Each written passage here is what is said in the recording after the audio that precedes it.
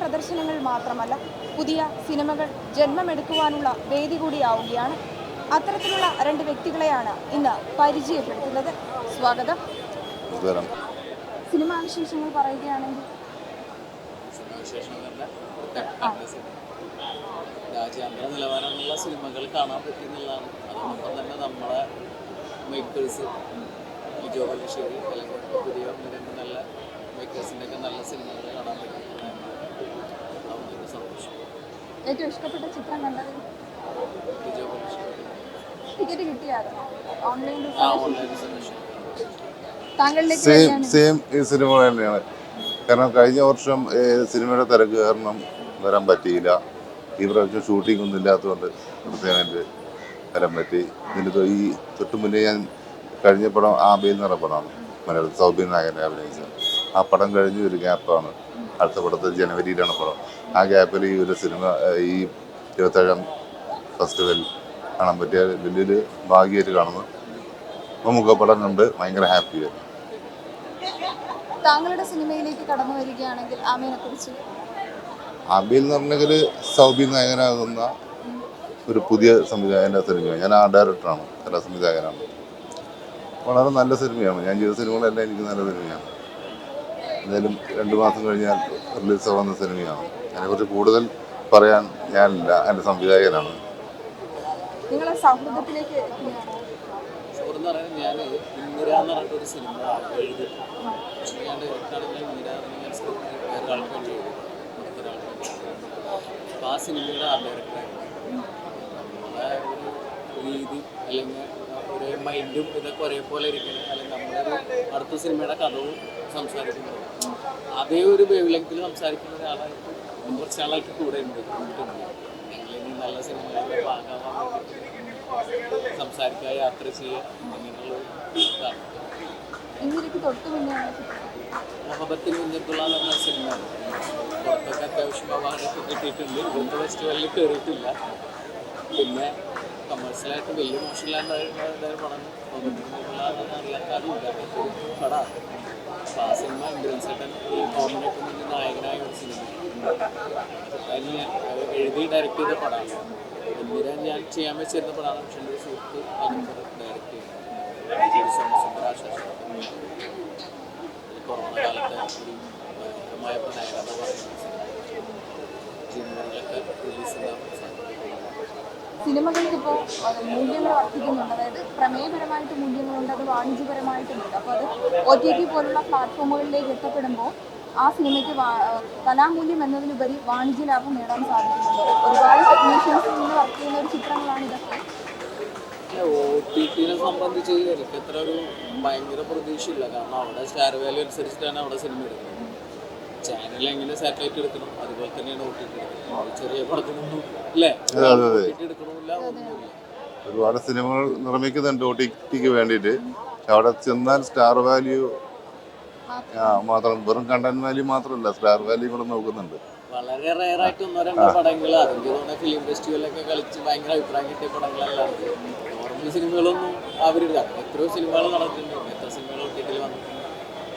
നമ്മൾ പൊതുവെ മലയാള സിനിമ പറയുന്നത് രാജ്യാന്തര നിലവാരത്തിൽ മറ്റ് സിനിമാ മേഖലകളോട് കിടപിടിക്കുന്ന രീതിയിൽ മലയാള സിനിമകൾ ഉയർന്നു വരുന്നുണ്ടെന്ന് പറയുന്നുവെങ്കിലും ചില സമയങ്ങളിൽ താരമൂല്യങ്ങൾക്ക് വേണ്ടിയിട്ട് ഈ ചിത്രങ്ങൾ തിരസ്കരിക്കപ്പെടുന്ന ഒരവസ്ഥയാണ് ഇതിൽ കാണാൻ കഴിയുന്നത്. ഷുവറായിട്ടും നല്ല സിനിമകളൊക്കെ എനിക്കൊരു ആഗ്രഹമുണ്ട്. ഞങ്ങളിന്ന് സംസാരിച്ചിട്ടുള്ള ഒരു ഫെസ്റ്റിവൽ അല്ലെങ്കിൽ നല്ല ഭംഗിയുള്ള ഒരു സിനിമ എടുക്കുന്ന ആഗ്രഹമുണ്ട്. പക്ഷെ അതിന് വേണ്ടിയിട്ട് ഒരു ബഡ്ജറ്റ് ഇറക്കാൻ ഒരു വിപണന മൂല്യം ഉണ്ടെങ്കിൽ നമ്മളൊരു 100 രൂപ ഒരു ചായക്കട തുടങ്ങുകയാണെങ്കിലും ഒരു കുറച്ച് പൈസ ഇൻവെസ്റ്റ് ചെയ്താൽ അതിൻ്റെ ലാഭം കിട്ടും.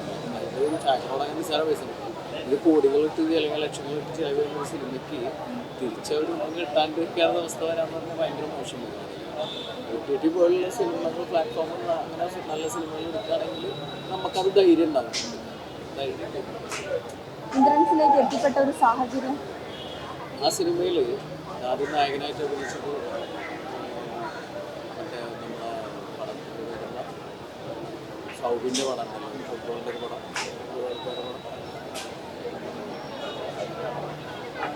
അപ്പം ആയിക്കാണ് അഭിനയിച്ചത്. പുള്ളി ഒരു 7 ദിവസം അഭിനയിച്ചിട്ട് മരിച്ചു പോയി. അസുഖം വന്ന് കഴിയണമെങ്കിൽ മരിച്ചു പോയി. KTC അബ്ദുള്ളക്ക അബ്ദുള്ളക്ക മരിച്ചുപോയി.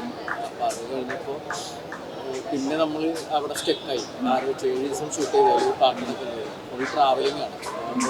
തിരുവനന്തപുരത്ത് കേരളത്തിലെ എല്ലാ ജില്ലകളിൽ കൂടെ തുടങ്ങുന്ന സിനിമയാണ്.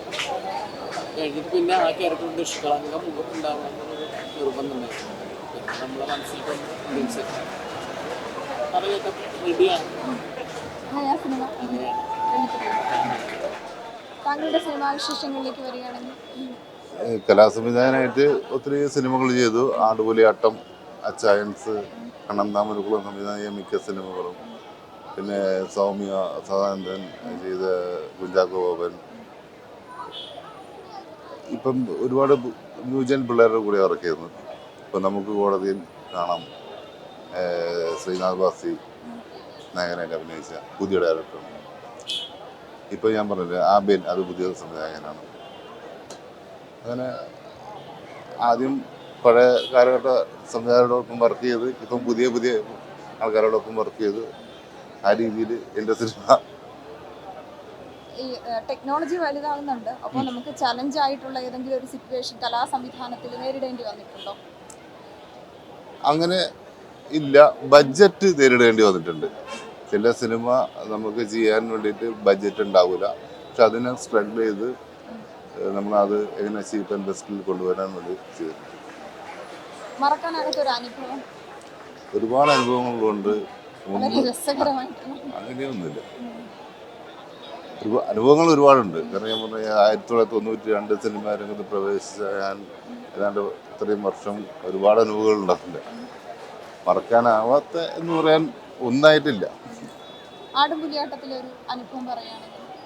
ആടുപുലിയാട്ടം അനുഭവം പറയാൻ, ആ സിനിമ എന്നെ വെച്ചിരിക്കുന്ന എൻ്റെ നിർമ്മാതാവ് തന്നെയാണ്.